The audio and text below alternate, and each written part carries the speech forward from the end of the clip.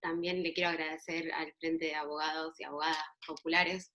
Para mí es un orgullo estar en este panel y sobre todo compartir panel con las mujeres talentosísimas de carrera que estoy compartiendo, así que estoy extremadamente feliz. Quizás parecido a Beatriz, mi exposición sea un poco más teórica, porque bueno, no, la teoría general del derecho así nos asemeja con sociedad y Estado. Y me gustaría, para comenzar, compartir una reflexión de un politólogo y sociólogo, Boaventura de Sousa Santos, que es portugués, y él hace una reflexión muy interesante respecto del virus, y dice que hay una metáfora dominante del virus, que es una guerra y un enemigo que nosotros tenemos que combatir, y él tiene una visión mucho más útil del virus, que sería una visión pedagógica, ¿no? La metáfora de la pedagogía del virus, poder aprender de esto, que si bien sí asumimos que estamos viviendo de manera diferente a la que habíamos planeado hasta este momento, podemos aprender. Y una de las cosas que podemos aprender es que el virus no es democrático. No, para que no lo vean a usted, pero usted puede escuchar. ¿Se escucha bien, perdón? ¿Sí? Usted puede ver, pero a usted no. Ya lo habló Beatriz. Ahí, ¿Ah, ya habló? ahí, esperen un segundito.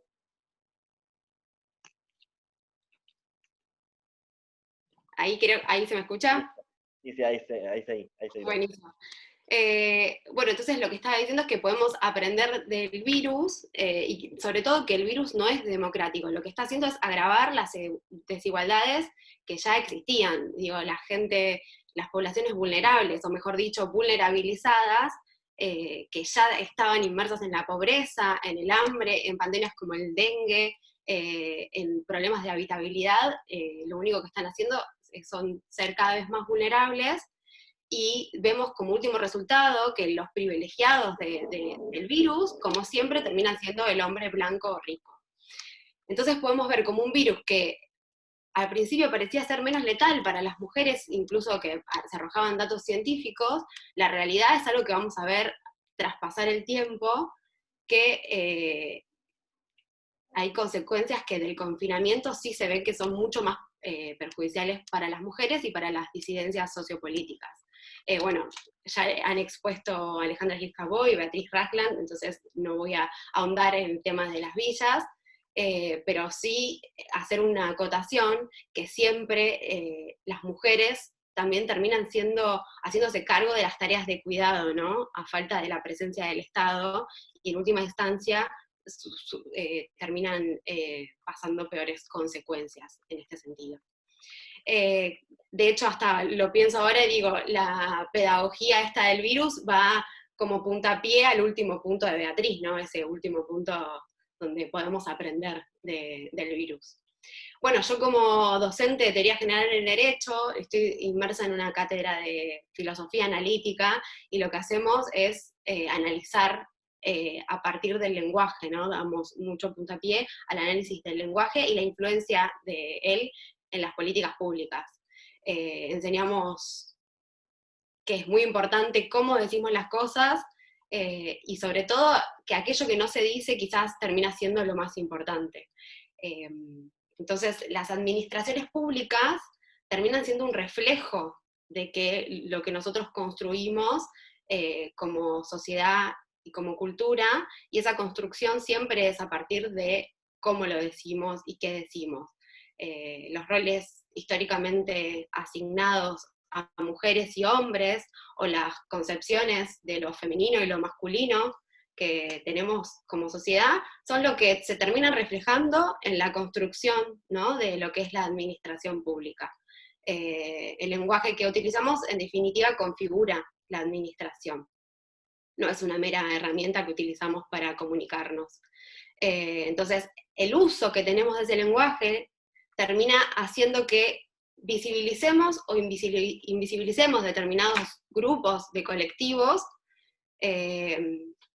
y por el contrario, en el caso de no visibilizarlos, no potenciar su reconocimiento o identificación. Entonces, aprender a hablar y escribir con perspectiva integradora y visibilizadora exige un cierto esfuerzo, además de una reflexión consciente y crítica sobre hábitos verbales muy arraigados, propios y ajenos, y una interiorización de las alternativas de uso sustentada en el convencimiento del papel que desempeña la lengua en el mantenimiento del status quo, o en su no mantenimiento. Entonces, una revisión de nuestras manifestaciones verbales es en última instancia revisar nuestra ideología y nuestro modo de actuar. Entonces, como resultado de esto tenemos el derecho que tenemos. El derecho que tenemos es en sí patriarcal, y en realidad lo que hace el derecho es regular las relaciones de poder, y esas relaciones de poder históricamente fueron relegadas a los hombres. Entonces, el derecho regula lo que le interesa en última instancia al hombre, ¿no? A los problemas del hombre.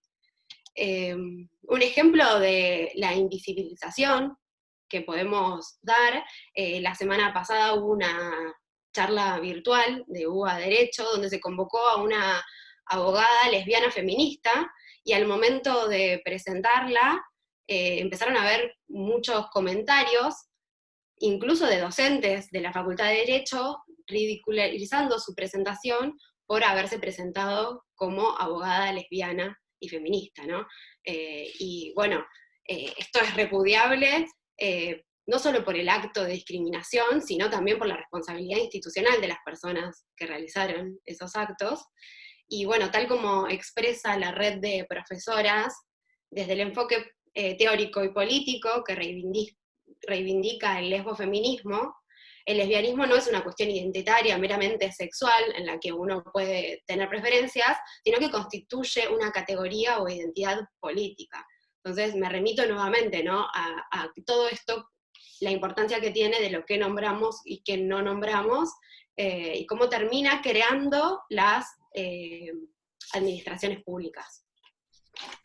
Si bien podemos ver que hay cambios en las instancias oficiales, hacer frente a este entramado de discriminación, de prever y prevenir, todavía necesitamos realizar muchos cambios, ¿no? Yo siempre digo, es súper importante que las cosas se nombren por su nombre, se digan por su nombre, ¿no?, como se dice vulgarmente, pero también es importante que detrás de eso haya políticas públicas de ejecución real, porque si no también solo queda en el nombre. Digo, a veces tenemos modificaciones de leyes que al no aplicarse terminan no siendo relevantes en la práctica cotidiana. Para esto me gustaría citar a Ileana Arduino, que lo que ella dice que es necesario comprender y llegar a implementar a la hora de la creación de las políticas públicas las matrices de asimetrías cis heteropatriarcales, porque en el caso de ser esencialistas, lo que podemos estar haciendo es hacer daño y dejando de lado y violentar derechos. Pero bueno, volviendo a estoy como apresurada para cumplir con el tiempo requerido, porque sé que estoy última y que estamos con un tiempo.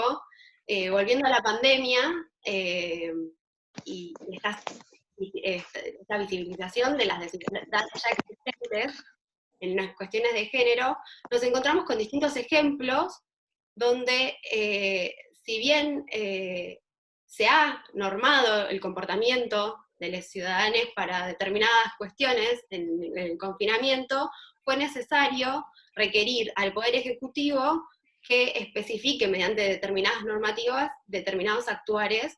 ¿Por qué? Porque la sociedad, al estar inserta en esta sociedad patriarcal, requirió de alguna manera estas especificaciones. Un ejemplo claro es las denuncias, cuando las mujeres al momento de sufrir violencia de género, han habido muchos casos de mujeres preguntándose la posibilidad o no de salir a realizar la denuncia. Entonces se tuvo que requerir al Poder Ejecutivo una normativa que especifique esa posibilidad. Algo que cuando uno piensa si le entran a robar en su domicilio, creo que ninguno de nosotros se pone a pensar si puede o no puede ir a denunciar. Es algo que, como está en el ámbito de la esfera pública, podemos sentirnos protegidos por la administración que podemos realizar esa denuncia. Bueno, acá han habido casos de mujeres que incluso, además de estar viviendo 24 horas con sus agresores, asimismo se vieron en la necesidad de sentirse protegidas al momento de realizar la denuncia. Otro ejemplo que también podemos ver que fue necesaria la especificación por parte del Poder Ejecutivo fue en los casos de las familias monoparentales, ¿no?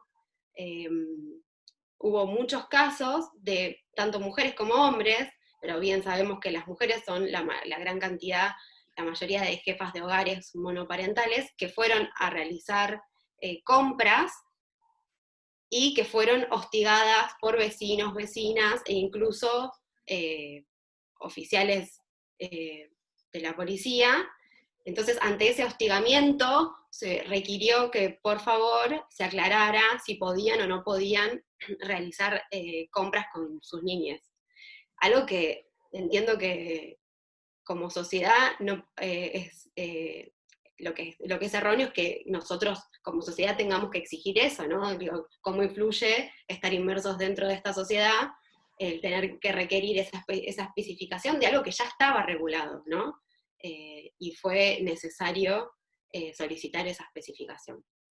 Ahora, por el lado contrario, si bien creo que Vicky dijo que en la provincia podía ser que ya haya habido información respecto de la interrupción legal del embarazo, es cierto que el Poder Ejecutivo no salió a informar que existen lugares donde sí se pueden ir a realizar las interrupciones legales del embarazo, sino que, bueno, tuvo que ser la red de profesionales de la salud por el derecho a decidir, que tuvieron que expresar en un comunicado que dentro del contexto de emergencia sanitaria, a partir de la pandemia, bueno, la interrupción legal del embarazo continúa siendo una prioridad.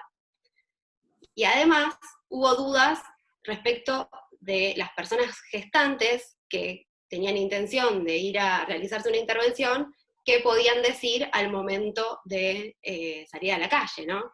Entonces, también la red de profesionales dijo que simplemente con el hecho de decir que uno va a realizarse una intervención médica, está eximido, y además solicitaron que existan declaraciones juradas específicas, pero lo que trajo como resultado es que la gente cuestione, vaya a consultar menos para poder realizarse prácticas.